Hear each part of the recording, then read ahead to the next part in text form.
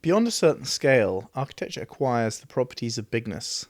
The reason to broach bigness is the one given by climbers of Mount Everest, because it is there. Bigness is ultimate architecture. Ultimate. Final. Final. After that, there is nothing. There's no more. We've got to big. Or large. L. We've got to L. Hello, this is About Building Cities. I'm George Ginchell. I'm Luke Jones. And I'm looking at a shapely form. A large man holding a block of something. He is hairless and muscly. Yeah. He has big hands and is pushing concrete. The large chapter of SMLXL is, well, we've said it's sort of a bit more coherent than the others. There does seem to be a sort of thesis, and the projects relate to it kind of fairly clearly. It's for me, it's definitely the chapter of the book where the conceit of organising the projects supposedly by size sort of makes sense, because bigness does seem to be a real interest. I guess we should say what bigness is about.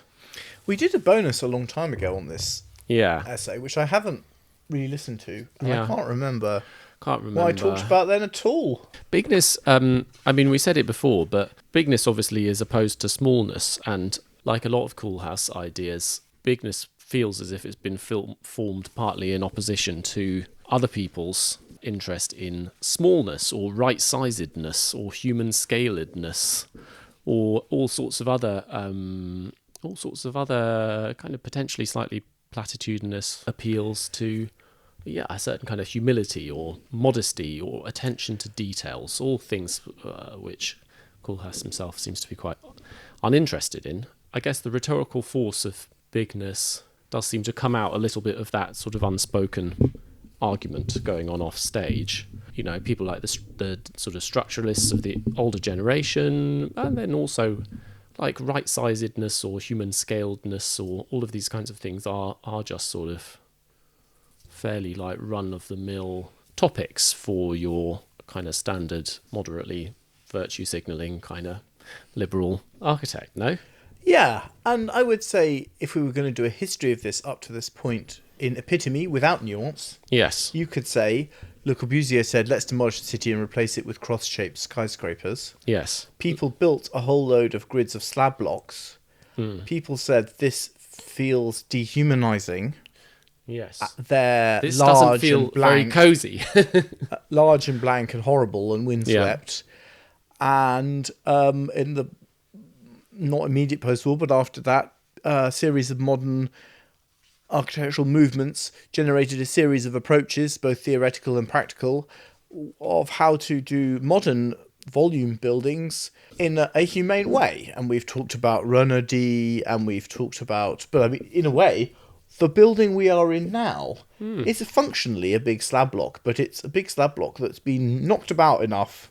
Yes. That it actually feels like a lot of little things. They broke it down into, well, yeah, I mean, I'd say that this is like a very, very watered down kind of Tower Hamlets local authority go at sort of structuralist principles of design, a kind of quasi-organic agglomeration of boxes, each of which has a little duplex apartment in them, and is quite successful in lots of ways. But and Rem Koolhaas says no. Yeah, I mean, I guess there had been a lot of this around in the culture as well. You know, you had kind of Schumacher and Small is Beautiful, and you know, Christopher Alexander. You have the sort of critique of modernity as large and alienating, and of the kind of necessity of a return to the small, the intimate, the cosy, the kind of unthreatening, the manageable, sort of Jane Jacobsification of the sort of public mind. It's interesting because normally, or in earlier movements that are like this, which feel a bit like William Morris or Ruskin, which is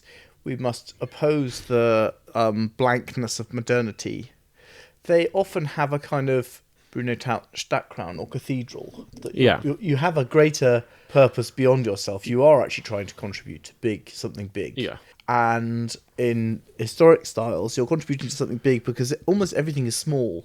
And the one big thing is the thing which is sort of sublime. It goes beyond the prosaic. But in the post-war particularly, there are a lot of big buildings built that are extremely prosaic. They are blocks of social housing or something like that. the counter, the humanist free labour counter, actually becomes slightly averse to doing things at an inhuman scale. Yes. For basically the first time. Yeah, Ruskin was certainly not against building a cathedral as big as possible. No, absolutely not. And all sorts of metaphors and different thought processes approach this. And I suppose, little plans to use a Jane Jacobsism. It becomes all about little plans. There comes to be a sort of general suspicion of big plans in general, and a sense that if you really have to do a big plan, try and make it look as little as possible and break it up. And anyway, this is Koolhaas's little essay on the opposite of it, and he gives like Le Corbusier a theory in 5 parts, a theory of bigness based on 5 theorems. So number 1 is, beyond a certain critical mass, a building becomes a big building. Such a mass can no longer be controlled by a single architectural gesture. Big buildings end up, by an almost entropic process, sort of full of all sorts of different things going on. They become incapable of being like totally simple or straightforward.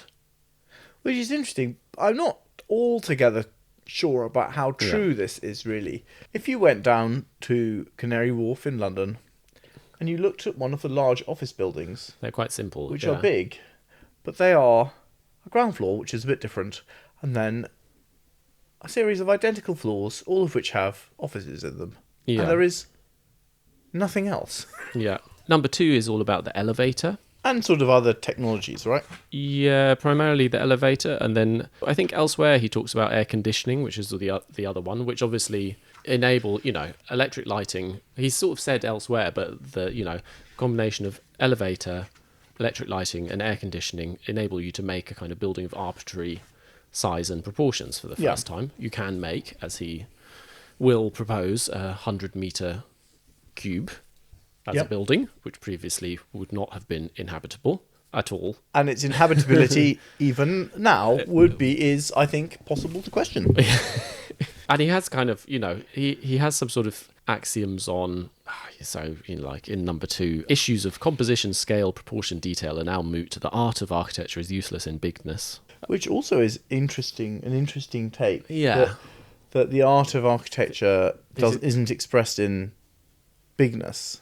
No. I mean, this is very rhetorical, isn't it? No, the art of architecture isn't really expressed in the other thing. There's a lot of aphorisms.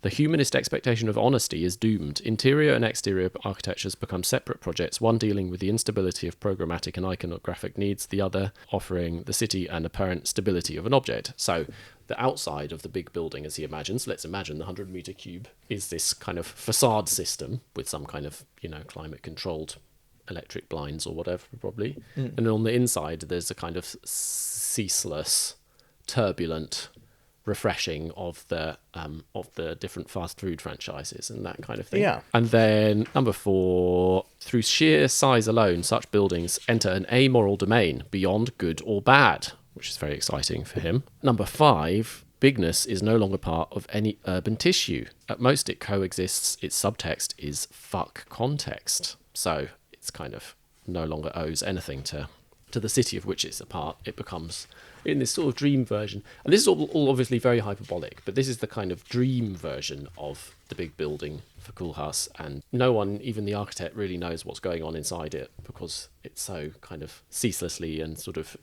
There's all kinds of strange things which could be happening at any time. I mean, it's a bit like Kowloon Walled City or something. It's, yes. It's the kind of... I think that's really... The dream of bigness is sort of something a bit like that, but wrapped in kind of aluminium window facade type. I actually find it very hard to imagine what this is meant to be. Yeah. None of the big projects that he proposes exhibit these properties. No. And nor really do any other buildings that have ever been built, or to my knowledge, really proposed. He then goes on, that by the way is only a sort of small chunk of it, and he talks about New York, and he talks about various... There are lots of... Perhaps you'll remember better than me, because I did read this, but I read it last week. I don't know how much of this, how closely to read all of this, because it's a kind of a fugue, isn't it? It's a bit like, the later junk space essay, which we talked about, is kind of similar, where a lot of the enjoyment of it is really as a piece of like strange science fictional thinking or something like that. It's not really, you can't take it seriously. Should we be it's like... fun. Should we take it seriously but not literally? I don't think we should take it. I'm not sure we should do either. I don't think so either. I think because doing this sort of close reading, there are lots of kind of zingers and aphorisms and things to unpack, but I'm not sure. I think that really the simplest and most superficial kind of reading is the useful one, which is to say that there is a sort of general vision of what a big building is. And it's this thing which has loads and loads of different things going on inside, where those things are not necessarily sort of legible within the overall diagram of the building. They certainly don't relate to the facade, which is a separate kind of thing. The whole thing is this kind of enjoyably unstable fusion that would produce a really sort of fun and surprising promenade through the building, with all sorts of different spaces and things going on. Do you think Rem Koolhaas has... What it struck me reading it this time is this guy would really like cities and streets. He would really like the way that if you walk around a tight urban core, you're just constantly confronted with a variety of different forms and activities. And it's very unstable and things are constantly moving. And it's actually illegible from the outside what is going on inside. It resists kind of closure or summation. It's the opposite. The dream of Bigness is like a kind of like strange mutant city inside an enormous building envelope. So I would say the nearest things I can think to it is that I've encountered is in Tokyo. You get some and I'm sure in many other places that I haven't come across, there are big buildings that are kind of enmeshed into their infrastructure.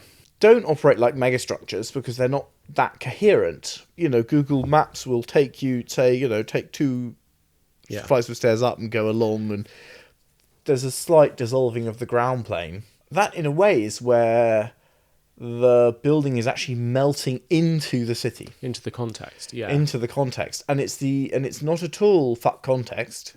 This is going to have an expletive warning, but F context, flip context. Well, the reason that he's swearing is because the tenor, and he swears in italics. The tenor is meant to be a provocation, and an excitement, and one of his campaigns is against. I mean, liberal guilt isn't the right turn of phrase, but the guilt of things like structural honesty, legibility. All this. Your architecture is making it horrible. Don't think about that. So, I mean, it is true, isn't it, that even the kind of the megastructures, even the kind of megastructural proposals do... Which is very kind of in the penumbra of this essay, he's very against the megastructural approach. Yeah, because they do have a certain aspiration towards sort of legibility, don't they? Towards like a kind of legible diagram, towards these big sort of unifying gestures, where they end up being extremely confusing, like the Barbican estate. That's by mistake. That's not, that should all be this kind of big sort of unified podium that you really understand in some way as a sort of public realm and that kind of thing. And that's not what he's really about. A lot of it is rising out of his reading in Delirious New York, which we covered at some length. Where he imagines these skyscrapers as kind of Babylons. I think he might be confusing it with New York. Or with his idea of New York, I've ever been. But it seems to be a vibrant and dynamic place. Yes, lots of stuff going on. Gosh, all kinds of interesting events. It's kind of companion essay, but which maybe we could bring in a bit, which I think is a bit more legible, is this one called Last Apples, which is about the engineering of big buildings, and which is quite an engaging little story he presents, talking through the decision-making process in the structural design of a really big building. And something which he mentions in both essays is the Beaubourg, later Pompidou Centre by Rogers and Piano. The idea of it is you have big open exhibition spaces. You achieve that by having all of the services and circulation on the outside, and then the exhibition spaces themselves have big steel trusses which support the floors and allow the spaces to be open and kind of reconfigurable in all sorts of ways. And one of his critiques of it is that if you look at it, the trusses have to be so deep that they're taking up about 40% of the depth of the kind of floor-to-floor depth, and it's kind of one of his little speculations, which we already encountered as an idea in the first Kunst building, and which we're going to get again in one of the large buildings, is, well, why not just make them even bigger again? And then you could have a whole floor which would be sort of dominated by these enjoyable big bits of steelwork. He talks about various different things. There is some kind of, this is also the one where he talks about services, right? Well, he sort of tells the story in a much more interesting way. But like, you have a sort of service zone in a building, or in all kind of buildings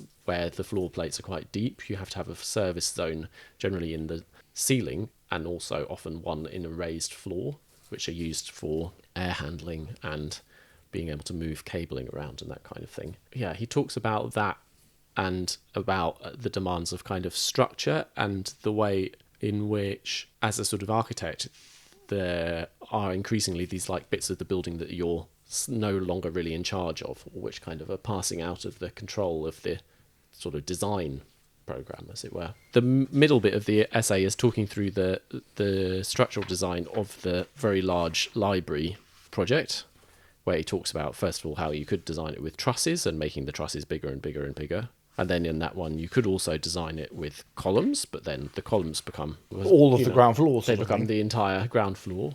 And then ultimately they end up with some kind of funny strategy where the whole building is made of sort of 100-meter tall walls, which I guess we can talk a bit more about when we talk about that building in particular. If the theme of this whole book is architects have been grappling with the problems that emerged when we did modernism, when we applied the modern idea to reality, that generated a series of kind of problems for us. This one of the problems is we both have to deal with the increasing demands, technical demands of modern buildings. We can do more, but there are physical constraints on that. We require more services. Perhaps the architect starts to become someone who convenes a series of specialists, consultants. Well, that's kind of true in quite a banal sense, isn't it? Who deal with these aspects. And that's one of the problems that the architectural world has been grappling with increasingly for a long time. Yeah. And his resolution of that is, what if dealing with these technical problems is actually a great creative driver of innovative ideas? Yeah, the generator of the next... the kind of generative constraints, the generative constraints is we're going to look at services and structure. Yeah, which is fun and original, and there is something kind of rewarding about that you kind of drill into all of the problems until the problems turn into kind of enablers of new creative possibilities. It adopts a very yes and approach to and I think it requires working with the right sort of consultant, because the solutions they're logical but not practical. Yeah. No, well, the essay is written really about the collaboration that they had with this guy called Cecil Balmond, who's an engineer who was an engineer at Arup at that time, and who I think was kind of one of the go-to guys for wacky architect proposals, basically. I think he ended up doing a lot of collaborations with a lot of these sorts of people, and enabling a lot of these sorts of projects to get sort of some of the way towards being actually buildable. Well, theoretically buildable. The other thing it's clearly in response to is high-tech architecture. Yeah. Which, instead of dealing with the challenge of managing consultants, deals with, or often the problems of, the overcoming of the problems of the modern building by heroizing them or making them iconic. Yeah. High-tech architecture is an architecture of iconic displays of structure, generally made of steel, but sometimes with concrete, particularly in the guise of Richard Rogers' projects, a sort of ceremonial display of services. Yes. Big foghorn air handling unit. In which the notionally utilitarian is made heroic. Yeah. There is potentially a contradiction in that. It's not hard to see, which is that these are notionally utilitarian. Yeah. But by making them, the design of the building really about showing them off, you're making them not utilitarian. Yeah. It's a display of utility. But they actually become kind of ossified And the last apples, if we're looking at the library proposal, which is described, it's not the only thing the essay has in it. It also has makes note of his work on various other proposals. It's, I guess, an idea in which he is saying, well, what if we had a completely different approach to this that doesn't make these things icons? Instead, they're driving it in a different way. Yeah. Which there's an obvious criticism of, which is, again, your notionally utilitarian thing is, again, not really utilitarian anymore. So yeah, the essay is it's written in quite a lively way, and it has some quite sort of fun little bits. There's a bit where he talks about having to fight the war on two fronts simultaneously against the client and the consultants who are encroaching on your territory. Or there's a bit where he talks about the architect becoming an intruder in his own project in regard to these kind of service zones in the plan and section. One of Koolhaas's, I think, genuinely creative manoeuvres is to sort of think about this in terms of poche, and then also he's able to think about poche in a very, very free way, in this very, very free, very plastic, very sort of subversive way, and these things all are working together in these sort of proposals.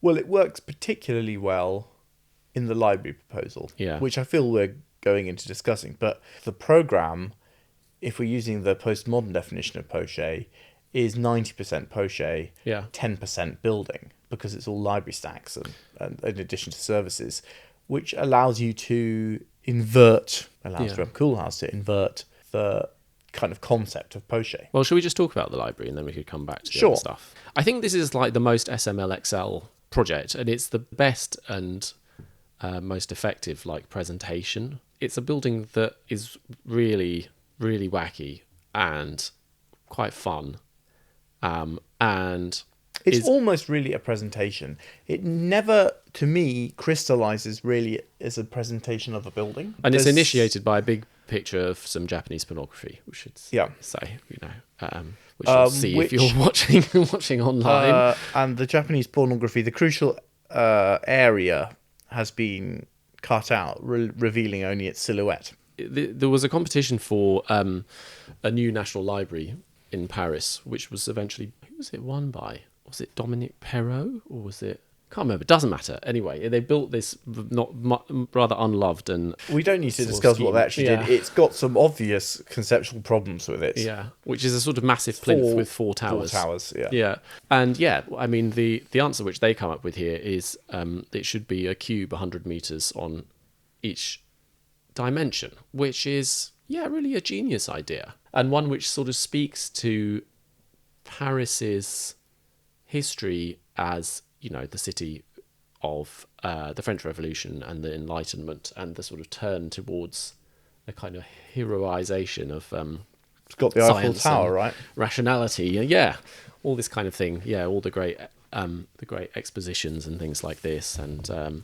it's the perfect form. Only a 100-meter sphere, I guess, could be better, but in a way, this is sort of nicer. And the way in which it's presented in the book is on this kind of pale khaki ground, overlaid. There's a diary of the competition, and there are sort of random kind of, but rather engaging process and images from throughout the competition, with the various bits of a model stacked on a table, or different sketches, weirdly decontextualized bits of computer models, people sanding, no doubt, very poisonous bits of foam, etc., etc., etc. So that's that's one stream that's going over it, and then there's another stream which is all of the plans of the library, or not quite all of them, but all of the kind of significant steps in the plan in the same place over and over and over again. And then this kind of weird diary entries which are sort of say things like, "Dear diary, do we want to win this competition?" And then which is actually a line he's used various times already in the book. And then kind of resonant reference images. So that's Boulet's big sort of French revolutionary scheme for a national library, which is this super massive basilica type design, sort of modelled on the big barrel vault of the Basilica of Maxentius and Constantine, which obviously is in the background of all of this. The concept is an enormous cube, 100 metres, and I can't remember how many floors that is, 30 odd or something, and they're all full of information except where they've been kind of cut away to accommodate the various other bits which the library is meant to have. So it's like a sort of solid which has been excavated for bits for lecture theatres or cafes or offices or everything else. And it's so it's this sort of thrillingly weird and abstract idea. So they're called lecture halls and theatres and reading rooms and cafes, but in fact they are different shapes, most of which are sort of blobs. There's a blob, there's a twisty spiral, there's a kind of tunnel going all the way through. Most of them don't have any level or flat floors. How they are on the inside isn't really... In fact, how any of the spaces are or how the building looks aren't described. Yeah. There are models of the building, but none of the models of the building show how it would look either from the inside or the outside. They are models of the diagram. The plans represent... They're very abstract plans. In a very abstract way. So there's one drawing of the outside. Yes, which he calls his first serious drawing, the first formal drawing of the competition, if I recall. It's got lots of stripes, which are where the floor plates are, and then it's got blobs. But it's unclear if he actually proposes to make the blobs. Yeah. What black and white mean in the plans is not constant. Black can mean book stacks. White can mean solid or void, either, which is confusing, not very conventional. In a way, the purpose is to create this supremacist painting. Yeah. Series of geometric shapes. You could build an enormous thing and you could hollow out a series of giant voids in it. Yeah. And that really is the manoeuvre. That is, yeah. So the reference library is like a wiggly spiral. Which is the one that I think is the easiest to understand how it works. So it's a spiral, like a big spiral staircase, and that's the floor. A big spiral ramp. He says, in a way, it's that... Do we want to win the competition? And he certainly hasn't given them any grounds to let him build this project. It would have been good. He doesn't... Well, he hasn't given them much cover to call his bluff, has he? Yeah. It's a remarkable piece of theoretical thinking. Yeah. And it's a remarkable piece of ambition to imagine these huge voids cutting through this huge solid. It would be world famous if it was built. I'm not sure it'd be any more beloved than the current one by people who actually use it, but it would have been pretty amazing. By the time it would be turned into a design, it couldn't possibly be this. You actually need some floor space here and there.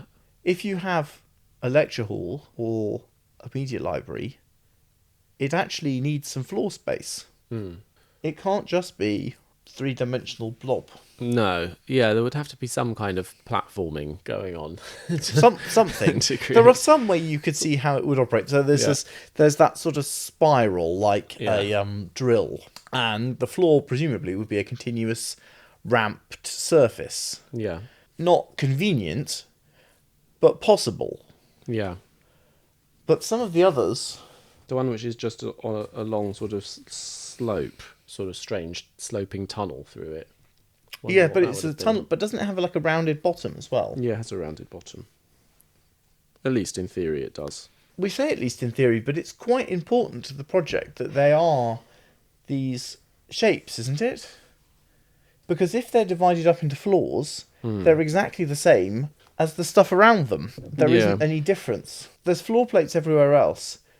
The image we're looking at here is there's a series of box columns going up, and they're supporting the shapes. But what is invisible there are lots and lots of floor plates full of the building, full of the rest of the building, full of the stacks and the infrastructure. Yeah. But if you put floor plates inside these voids, it's really just the same thing as the thing that's invisible in this image. Yes. They must have had some kind of answer. That's what it looks like on the outside. So in the back we can see an image, and it is of a glass box cube, and you can see, and it's very, very transparent. Yeah. In just the way that 100-meter deep floor plate isn't. Yeah. And through this gossamer 100 meters of concrete, which actually is full of vertical walls going all the way from the bottom to the top, which also completely invalidates the hypothesis, you can see sort of patches that are lighter because they've got big voids behind them. So there's an oval and a square where various pieces of these big punch through to the facade. Well, it would have been an icon. Don't you feel he hasn't quite actually done the design? Yeah. It's a tremendous piece of presentation. I think it's a really fascinating piece of work. But I also don't think he's actually designed the building. Or he may well have designed the building, but he hasn't included it in this book. The big, long, sloping tunnel is audiovisual, auditorium. Yeah, and the shape is if you... Okay, draw an oval on the facade of a cube. Yeah. Draw another oval on the other side of the cube that are not the same, and loft between them. Yeah. No part of it is level, and it has no flat bottom. Yeah. Cast a carrot inside a cube of plaster, then remove the carrot. Yes. Yeah, that's the sort of volume. It's quite good because it's got the lift cores coming down through it, which is all looks quite mad as well. Which would sculpturally be really interesting, but well, you could see why they decided this wasn't quite for them. There is something very admirable. I'm still Rem curious. Yeah. Well, this is definitely the most SMLXL kind of chapter of the book. I think it's the most successful bit of graphic design, and it's a wonderful bit of presentation, and all of the sort of design process ephemera is all lovely. All of these sort of funny little moments. The whole thing looks great. Even they've got some lovely bits of sort of 3D rendering which look absolutely lovely. It feels like it starts with Rem absorbs contemporary architectural culture, and the book is at times actually too erudite. He's making too many references to philosophy and things, which I'm aware that perhaps I do myself, but I find tiresome in others, and I actually find fairly tiresome in myself. But he will then produce an imaginative contrary response, which will often require some willing suspension of disbelief. What if everything that seems horrible is actually intentional and wonderful? Yeah. What if everything that seems arbitrary, emergent, and horrible is actually wonderful? Yeah. Later on we will have junk space, and it really boils down to what if the gloop dripping out of the ceiling is on purpose is the most beautiful thing in the world? What if the plastic bag blowing around in circles isn't an unintentional moment of art? It really is the genius of creation or something. And this includes sort of trying to think creatively about all the big problems of architecture, and then trying to think of solutions to these problems. Yeah. And in doing so, he is constrained he's not constrained by the fact that he contradicts himself. So in the discussion of Bigness, he says the exterior has no relation to the interior. Yeah. The facade is just a facade, and the interior is this pullulating, bubbling soup. But in this, the clearest Bigness project, the interior is physically projected onto the exterior. And the exterior is a drawing of the interior. Yeah. This is an example. It's a kind of cartoon of it, yeah. And I suppose the whole premise of the book is that these contradictions are fine. Not only does he sort of not want to take a position, he is quite happy to leave these problems irreconcilable and self-contradictory. That's just the state. That's one constraint. And the second sort of constraint is that at the same time as being very interested in the real problems of architecture and architectural culture, is very happy to retreat into the imaginary. Like in the project of the Très Grande Bibliothèque, the very large library. He leaves, at least in the presentation of SMLXL, his great sort of proposal for what an architect should be. And I think you can say that's what the work is. He's quite happy to say an architect can exist in the world of the imaginary. Yeah, well, he definitely, the presentation of the imaginary projects is much more, or the kind of the unfulfilled projects is much more loving than, and much more expansive than the ones which are actually the small number that are actually realised. I think your word unfulfilled is, in a way, right, because it's not that they're unbuilt. There are unbuilt proposals that are not as lovely. They're not actually, at least in the presentation, pushed to the point where they are buildings rather than diagrams. There's kind of 3 parts to large as a chapter. There are a couple of the genre of project which are sort of like skyscraper village projects. They're projects which are like skyscraper bundle projects. And he will do some of these eventually. And then there are these big Cecil Balmond collaboration, kind of insane, arguably slightly unbuildable, although one of them actually got to fully detailed kind of projects. And then there is an actually built project at the end. So, I mean, the first of these is this one for Rotterdam. What's it called? It's called Tower Slab. Boompjes Tower Slab or something. Anyway, it doesn't matter. This is a really early one, started in the late 70s. Then they eventually actually did build a version of this about 40 years later, didn't they? They have done a sort of tower slab now in Rotterdam, although I'm not sure it's identical to this one. They've done a much larger one, I think, haven't they? Later on, he has a proposal where you sort of just shift one of the floors over a little bit. But I think it's much bigger than this. Yeah. So let's talk about this one quickly. So it's on a site by the river next to 3 existing bridges. And what he wants to do is build this kind of this like row of towers all next to each other.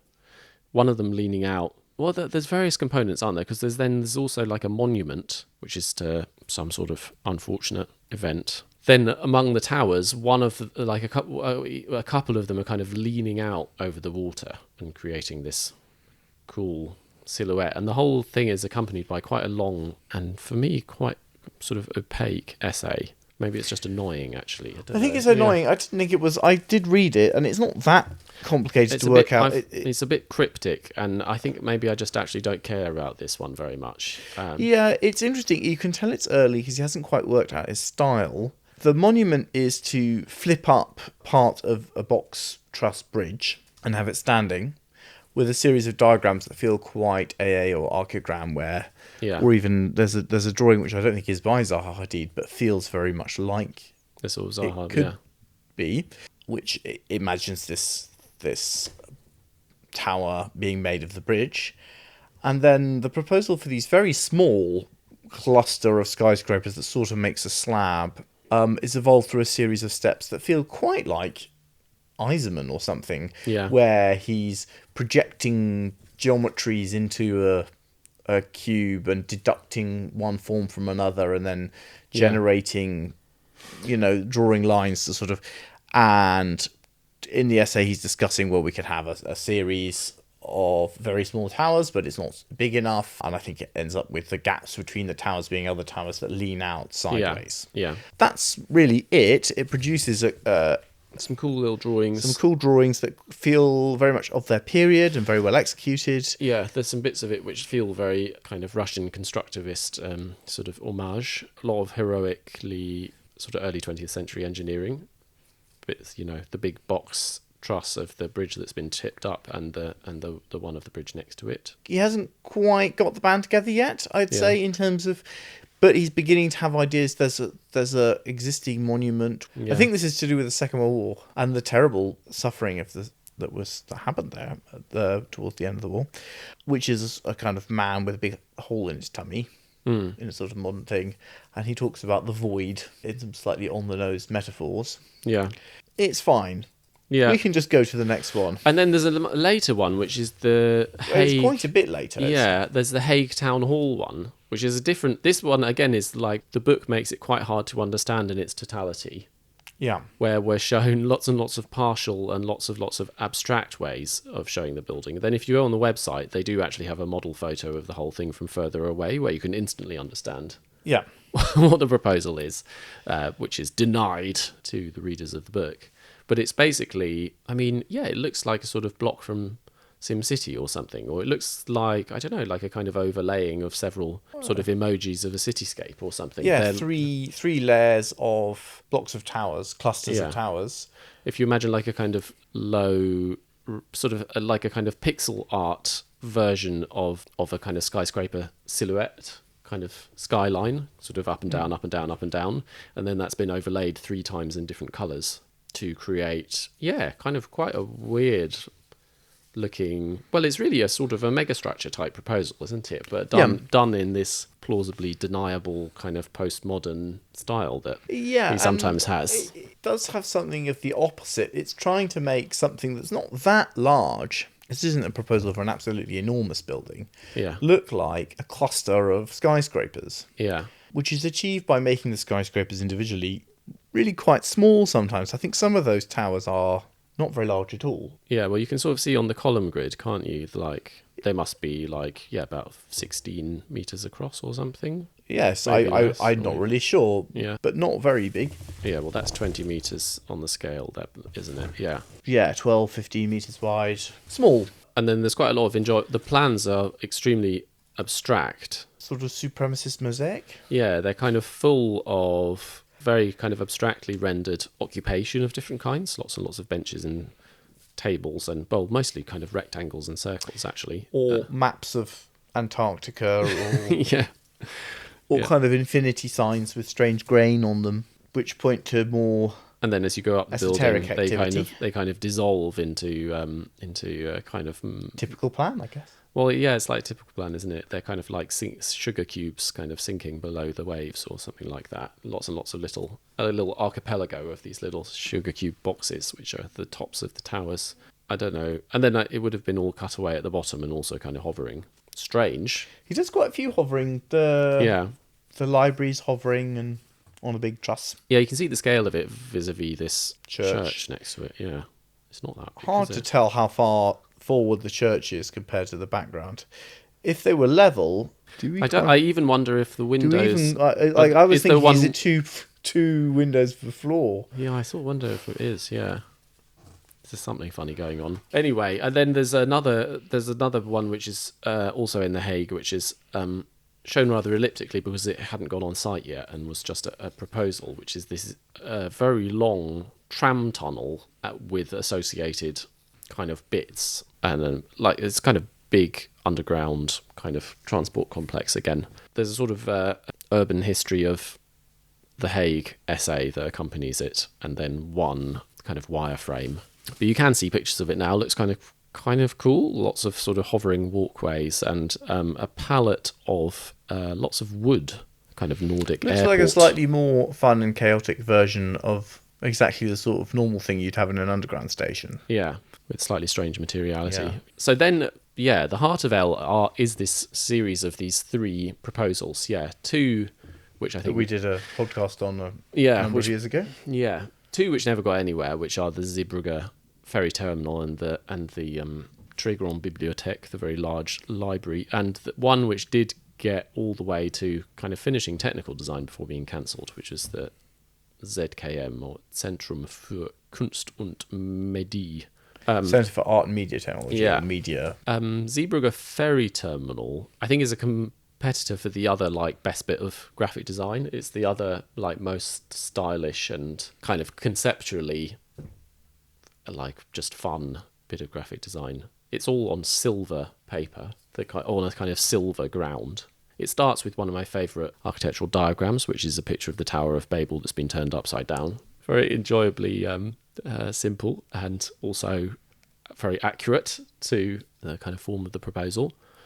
And it's a big ferry terminal with lots of stuff going on, places for cars to drive in and out. I think it's for loading up like car ferries and maybe also some sort of cruise ships. And the representation of the proposal is quite a bit more concrete than with the very large library, in that you can see windows and there are some representations of what the building would be like, and there's even some bits where you could sort of scale it. I think there's a lorry in this picture, and it's nowhere near as big as that very large proposal. There's an unusual property of it, which is that it almost doesn't represent the site at all, including representing what is ground and what is water, because if you examine the sections, you can see that it exists on the edge of the land, with water being on one side of it and land on the other. But that's not very apparent from the model photographs and drawings. Also, there's bits of transport road connections and walkways that go out of the base of this building, which is like it's a bit like one of those things you tie your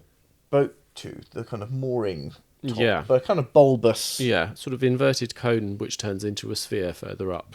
Bit like if you buried a light bulb, but a bit fatter. Yes, parsnip. Top half of a parsnip. Top half of a top parsnip or Yeah. turnip, yes, emerging from the ground, which has lots of transport connections coming out of it, which just are cut off into space, and there's really no notion of what's going, because it seems to have transport connections going out in all directions. Externally, it's this sort of layering of signifiers, architecture, engineering, well, predominantly like engineering and a bit of architecture. So we've got this kind of triangular truss cutaway, which runs all the way around like a belt. We've got all of these suspended bridges, which kind of shoot out of it, like sort of acupuncture skewers or whatever. And then we've got a kind of collaged overlayering of these different facade window patterns. So there's one which is like sort of circular grille. There's one which is a kind of rectangular grille, looking a bit like the sort of facade of an extremely typical plan building. And then there's a kind of sort of hit and miss, slightly randomy one.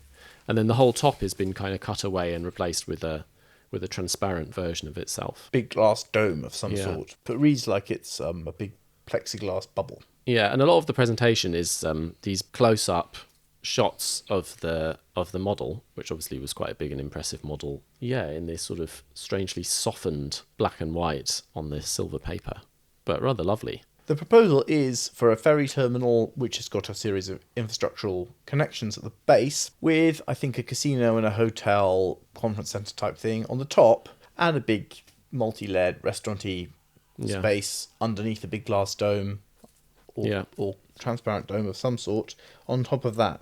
And a bus station apparently in the middle. I think there's various bits of... The lower level is these various bits of transport infrastructure. It's not super clear how they all work, but that doesn't really matter. The other bit of the presentation are these very sparse line drawings with bits of collage applied to them, which have a real Cedric Price vibe to them, don't they? This kind of like slightly naive... It's one of like Cedric Price's real modes, are these like slightly naive, quite sparse sort of perspectives with like a little bit of photocopied detail or something in there, and they do have a bit of that. So I guess we can read that there was meant to be maybe some kind of glass floor which you would look down through to see the cars moving about below or something like that. Maybe that's what that is. And it all looks very exciting, and it also kind of there's a sort of postscript to it where it turns out that this was going to be very difficult to build, not very surprisingly. I don't think he's interested in it being easy to build. Yeah, or he wants to make a story out of the kind of dilemmas of how to build it. And they have a little story about, well, you could kind of build it in two different ways, either as a reinforced concrete structure or as a sprayed concrete structure. In real life, you would obviously build it as a sprayed concrete structure. Well, the outer bit. Yeah. As in, the generic way of making blob architecture is you make a steel frame and you do it like it's a stage set. Yeah. You make a big steel frame that just about supports everything, and then you might have a secondary structure that hangs off that. Yeah. And then you kind of line it out. You sort of screw something to that and then apply something liquid to it to make the finish. Make the blob. Yeah, I mean, if you've ever seen diagrams of what Zaha had, like the engineering inside the roof of Zaha's Olympic swimming pool or that kind of thing. Or, I mean, we talked about it a certain amount when we talked about Zaha. Like, there's a lot of very weird, kind of tangled, rather expressive looking steelwork, which then gets... Yeah. You know, the Dongdaemun one in Korea, which is a big white blob, has got a steel truss in it that looks like the Fourth Rail Bridge. It's huge, which are like skeletons of creatures. But anyway, I mean, it's an interest. It's a nice way to end the project. Where we could build it normally, or you could spend 30 years building it if you like to.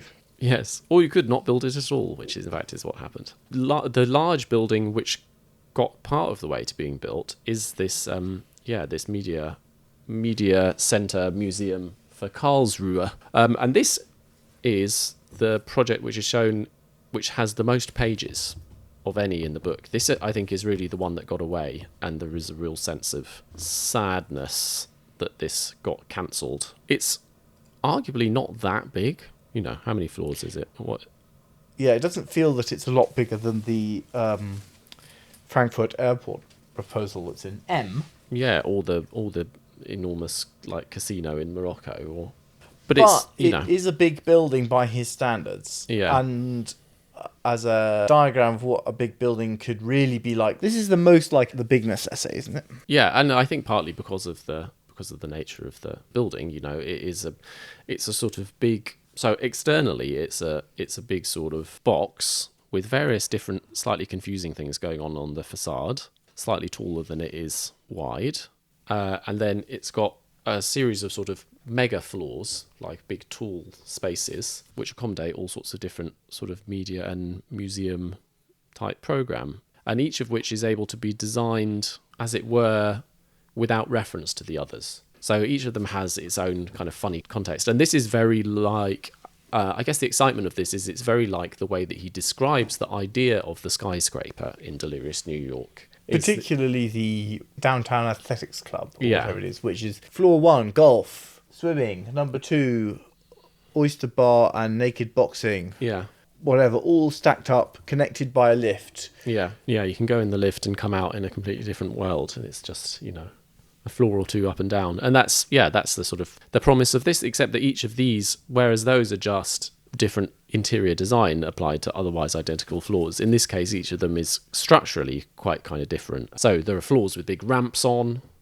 There are floors where they've sort of been cut away, and there's a sort of circular floor plate floating almost as it were in a kind of void and would be visible from below. There is a version of his kind of famous like truss floor aspiration, although it's kind of even more complex because now actually it's more like a drawing of a truss where the individual vertical members are themselves like mini trusses. And, there's a big amphitheatre like viewing room downstairs and all sorts of things, different things are going on. And the project is primarily illustrated with model photos.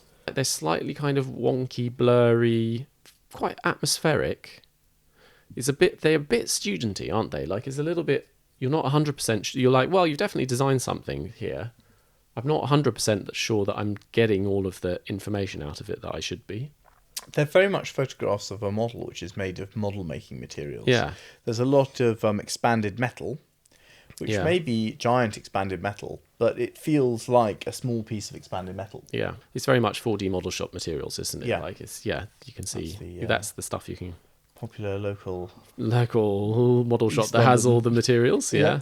Place for buying little plastic people. Yeah, and there are lots of little balsa wood columns, little cut-out photocopied people standing around, generally men in suits.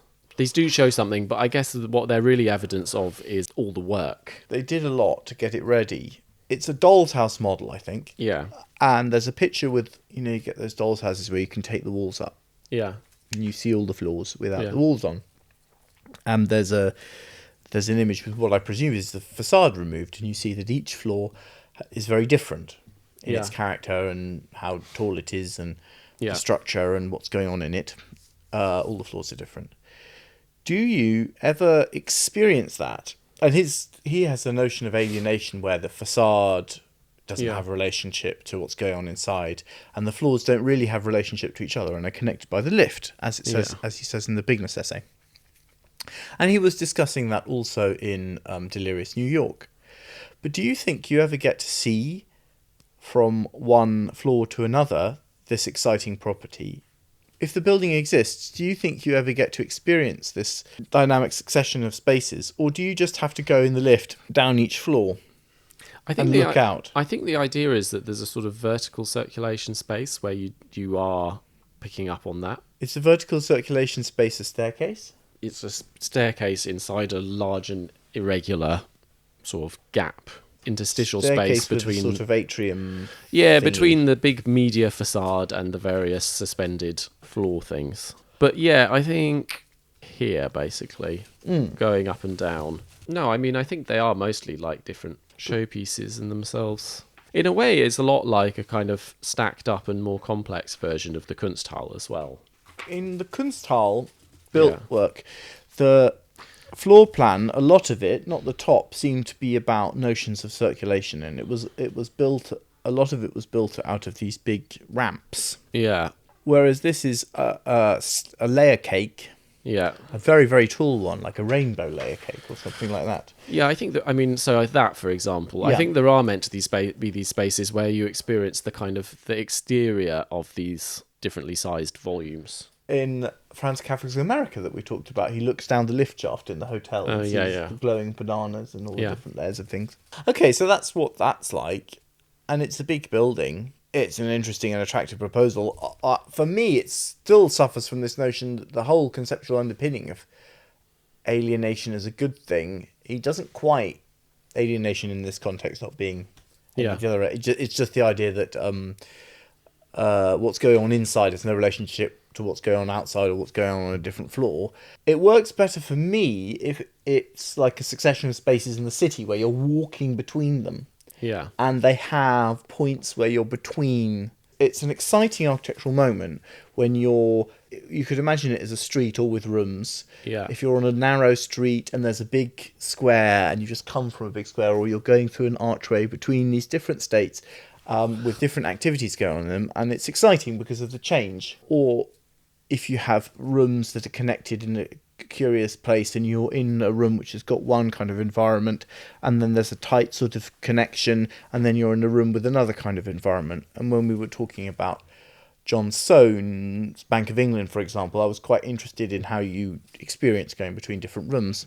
But where the connection is vertical and isn't sort of going on inside the spaces, I feel that this notion of alienation, where the different zones really are separated from each other and are mainly experienced by connection from a lift, which is very isolating, very insulated, you actually risk diffusing a lot of the architectural energy that you can see in this model photograph where you've got the layer cake. And I think that might just be a problem with the theory. It might be. I think also that it's a bit hard to appreciate, but I think they may have designed kind of interesting thresholds between those spaces, but it's a bit hard to if that's so, figure out he certainly isn't overly keen on making you... No, because, like, I mean, if you look at the section, there are loads of different kinds of vertical circulation. There's basically, 5 different types of stairs.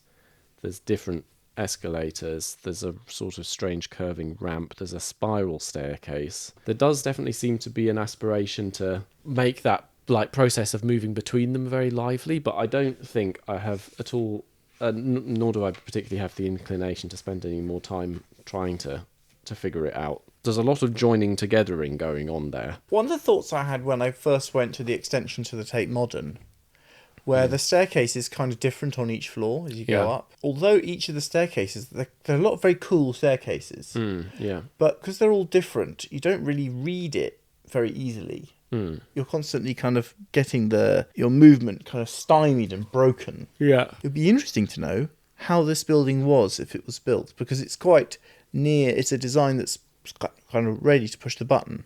It was cancelled basically because, at least according to the story, because of German reunification, and the money was required elsewhere.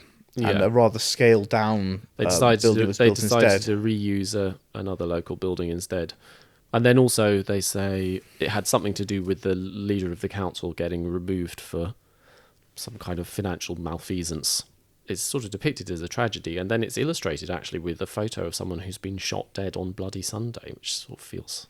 It's quite on the nose, isn't it? A little bit much, actually. I think we could have done without that one. And then there is one large project which actually gets built, which is, in typical style, is the one of which the least is made. He did a master plan and a building in Lille when the Eurus, which is the hub of the Eurostar, the train connecting, well, at one level Paris and London, but also various other cities in Europe or the central Western Europe. The bit in L, there's a bit in XL, which is the master plan, is this building, and it's a conference, it's this kind of events place and a conference.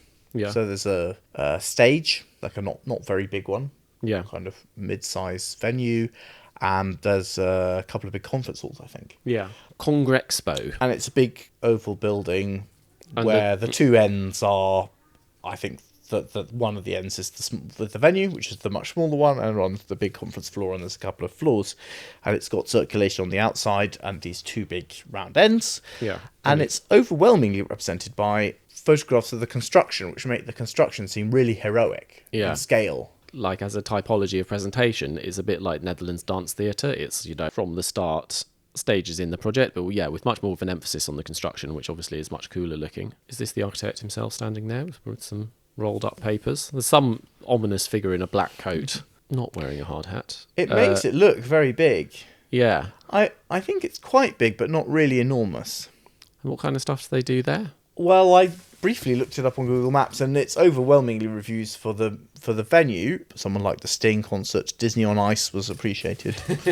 And they have conferences there, and I think it does work. I think Lille is a conference city, like lots of places. There weren't nearly so many reviews for conferences. There was a wine and cheese fair that someone had been to. People say the circulation were whinging about that in the Google reviews. Working Babylon, I'm not sure it is. No. Babylon, I don't know. Yeah, it's odd. I think that in the final analysis, actually, it's sort of unsatisfyingly simple. It's kind of fine. You kind of pick up on a sort of slight lack of interest in this building in the presentation. It's I guess it's big, it's cool. Kept a certain number of people employed. It might There's a big spike in turnover at a certain point. It might be a very interesting building. But it does look quite simple, doesn't it? Two ends. There's a sort of a way through in the middle, which I guess is possible. Yeah, it is. His thing was you've got two halls where all the Mazda dealers in Europe and all the Toyota dealers in Europe or something could be without meeting each other. And be at the same. Which is a image that I think is very rem. But what can you say about trade fairs, really? Yeah, they are interesting places, but they're not interesting. Yeah, the content is interesting. They're anthropologically very interesting. Yes. This picture makes the venue look absolutely enormous. Yeah, nice blurry photo. But I don't think it is. I think it's kind of. I don't think it is. It's not Wembley. No. Yeah, no, they are interesting. I on the way to work, I have to change trains at one of London's largest exhibition centres. And yeah, you get to see what type of people are turning up that day. Sometimes it's Comic-Con. Sometimes it's arms. They do the arms and yacht fairs back to back, both so people can stay in town for both. Yeah, and so you can get the military stuff in because they've got the cut for lock. Oh right, yeah. So they can get all the boats in for both. It's a slight missed opportunity architecturally, the XL Centre, because it's a big box. It's insanely banal, but it has quite a cool position. Yeah, it's right next to this huge body of water. It feels like it's a hangar, like it's something where you could build nuclear submarines. They could have done it a bit cooler. They could, for one thing, they could have driven the DLR through the middle. That would have been nice. Yeah, that would have been no trouble. And yeah, they could do something to make the relationship to the Royal Dock a bit more interesting. Could have done a little bit of architecture. I would say did almost none. Yeah. They could have done a tiny bit. It's quite in keeping with the spirit of London sometimes. Yeah, can't really be. A moment of real banality. Yeah, and then a bit later, everyone sort of thinks, "Oh, this is a bit ugly," and then they sort of hang weird LED stuff on it to try and brighten it up a bit. Oh dear. Rather ramming the point home. Yeah. And then that's the end of the L section. That's it. And the next thing is a rather enigmatic image from a piece of manga about how the world is. And we will deal with XL. Yeah. I think both of us had looked through SML quite well before. Yeah. But I'd never really grappled with XL before. It's not... Yeah, I think I just always run out of steam. It's 1,400 pages long. Yes, the book is big. Yeah, definitely. There are lots of bits in XL which I had not looked at before. And that's because I think I'd always started at the beginning. And at the most superficial level, it kind of also feels... It's not exactly all killer, no filler, this book. No, I mean, so for the the ZKM, for example, 90 pages on one project. And nearly all of it is like model photos. Yeah. Model photos are then quite... they're better. They're among the better drawings, but they're still quite cryptic because they're sort of separated from each other. And you have to figure out what's going on. What's this ramp? Is that ramp the same as that ramp? It's easier to work out what John Soane's buildings from his incomplete archive. Yeah, I mean, he wasn't trying to deliberately frustrate. Although I did think I was reading a bit of his John Soane's Public Buildings book again, and I think that some of the things which he does are a bit Rem Koolhaas, like the bit where in the Public Buildings book he lists every single horrible thing that anyone said about the courts, and classifies them. He lists them by name. He's like, this MP said this, and this lawyer said this, and this MP said this, and then he classifies it all by court for like ease of. These are the horrible things that people said about the Court of Equity, and these are the horrible things. And it's sort of like that is a bit rem, isn't it? To do that, like a kind of thing which anyone else would sort of pass over in silence to really put the kind of chaotic adventure on show in all of its terrible glory. A bit of conclusion thought. Yeah. We'll do more conclusion thought. One of the things that this book is it's what an architect could be. It's like an idea. Said that lots of times. And he's super an ideas man. Yeah. And the ideas are quite abstruse and high-minded and deeply subversive. We're going to subvert your responses. If everything is the received wisdom is X, what if the whole premise, what if the whole axioms of that were wrong? What if all the solutions that you've been building up are solutions to things that aren't only misunderstood as problems? What if the fact that it's really difficult to deal with services in a big building is just a misunderstanding of the problem, and actually the services being really difficult and kludgy is amazing? Yeah, it's the generative principle of the whole thing. Yeah. Which is makes it an amazing thing to read. Yeah. But actually, as an idea of what architects should be, is super destructive. I don't know. At the level of being practical. I think for me, what I like less about the book than I used to is the sort of intellectualization of things. I think that I think I have more and more appreciation of Koolhaas as a designer. I really, really like his design ideas, and albeit that they are a bit diagrammatic sometimes, I think they're fantastically creative. Like, a lot of his best ideas are just like really dumb and fun. Yeah. He can never really allow them to be exposed in that way. You know, like in the ferry terminal, the fact that it's like a big kind of cone and then there's a big glass floor that you would look through and see the bus station underneath you. Yeah. It's like just a big dumb fun idea. Yeah. And there are lots and lots of them which are like big dumb fun ideas, but then he's at heart he's a guy standing up at the AA crit and he's got to find a way to spin it, which also proves that he's the cleverest man in the world. But that's not actually the level on which his ideas are succeeding. They're succeeding actually on like quite a kind of almost a sort of childish, like wonderful kind of level. Yeah. Sort of entertainment value. When he's like doing his serious looking into the camera and being like, I am impenetrable intellectual. Yeah. It's bad. Yeah. But when he's laughing, I've never seen footage of him in a state of wonder, but you do see footage of him in giggly. Yeah. And giggly is quite lovely. That's nice, There are very brief moments when the carapace slightly cracks. Yeah, I actually think that both of those things are slightly the same. He's a fantastic lateral thinker, a great person who will like push the idea. Well, it's quite easy to have the first sort of inkling of an idea, but it's quite hard to like push it and then keep pushing it. Yeah. To get more and more wild and fun and then really propose it. But the idea that this should be framed around everyone else has misunderstood. I have got the secrets to the universe. I've read all of these things. Yeah. No one else has really understood them. I put together the secret. Yeah. And I've really looked deep. Yeah, in a way, like the criticality is I find less and less appealing. Like I can see that the criticality is there in the sense that he's often like bouncing off things, or like often what generates the ideas is him knowing that something is wrong and annoying and kind of bouncing off it. I think we could do with a bit less criticality. I think we can do with a bit less intellect.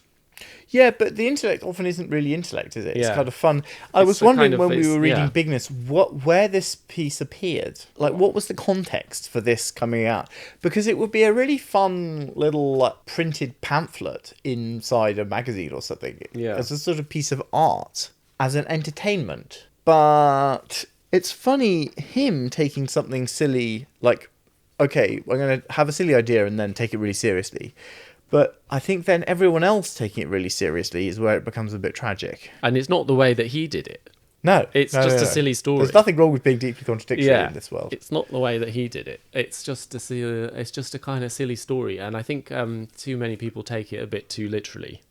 Yeah, slightly his fault though, because he wants to be really cool and really of the moment and really serious and kind of really elite as well, actually. Yeah. And that probably did help him get a lot of stuff done, and Yeah. he achieved an amazing amount because at one level, for the sort of ideas they are, Yeah.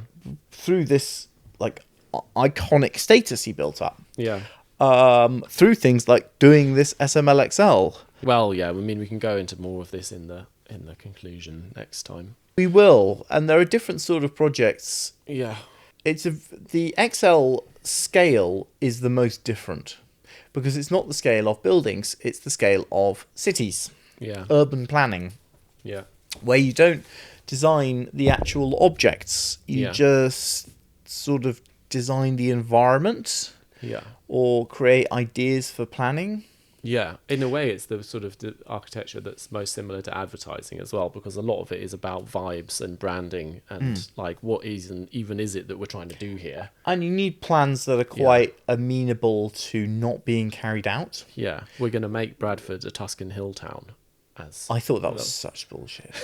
that whole proposal. But Will Alsop's famous proposal. But you know, Yeah. that's like the. And then it you went know, with this. Yeah, it went with an absolute concoction of nonsense. Yeah, but you know, that's the urbanism, big concepts. Yeah, I think you can have You need a concepts that a are a concept bit more meaningful big than as a that. city. Yeah.